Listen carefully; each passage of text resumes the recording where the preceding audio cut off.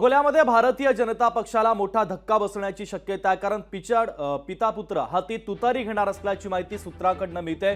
मधुकर पिचड आणि त्यांचे चिरंजीव वैभव पिचड यांनी आता पवारांची भेट घेऊन चर्चा केली आहे। मुंबईतील सिल्वर ओक निवासस्थानी त्यांनी शरद पवारांची भेट घेऊन चर्चा केली। पिचड पिता पुत्र आता पुन्हा एकदा स्वगृही परतण्याची शक्यता आहे। महत्त्वाची बातमी, अकोल्यामध्ये भारतीय जनता पक्षाला हा मोठा धक्का मानला जातोय, कारण पिचड पिता पुत्र हाती तुतारी घेणार असल्याची माहिती सूत्रांकडून मिळते।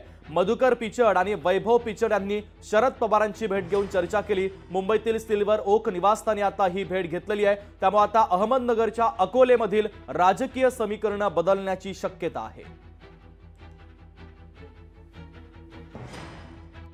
मला वाटतं भेटी अनेक लोक झाले आहेत। मागे हर्षवर्धन पाटलाच्या बाबतीत बोललं गेलं होतं।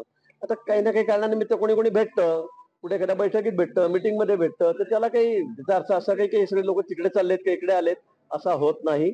अनेक जण भेटतात। काही मधुकर पिचड वैभव पिचड यांनी आज पवार साहेबांची भेट घेतलेली आहे। तुम्ही आताच म्हणाला की पवार साहेबांची सुद्धा सभा नगरमध्ये होणार आहे, तर पुन्हा एकदा घर वापसी पिचड कुटुंबियांची होणार। काही मधुकर पिचड वैभव पिचड यांनी आज पवार साहेबांची भेट घेतलेली आहे। तुम्ही आताच म्हणाला की पवार साहेबांची सुद्धा सभा नगरमध्ये होणार आहे, तर पुन्हा एकदा घर वापसी पिचड कुटुंबियांची होणार। पवार साहेब आजही ज्या उमेदीने बाहेर पडलेले आहे, चित्र ग्रासरूटवर गेल्यानंतर आम्ही बघतोय, आम्ही फिरतोय त्यांच्याबरोबर, प्रचंड प्रमाणामध्ये लोकांमध्ये ज्या पद्धतीने पक्ष फोडले गेले, सत्ता बनवले गेले, त्यात नाराजगी आहे।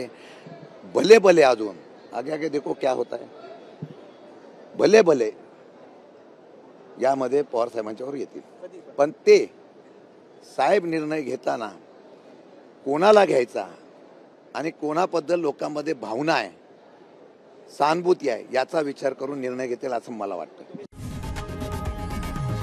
लोकशाही मराठी ऐका, पहा, जागरूक रहा।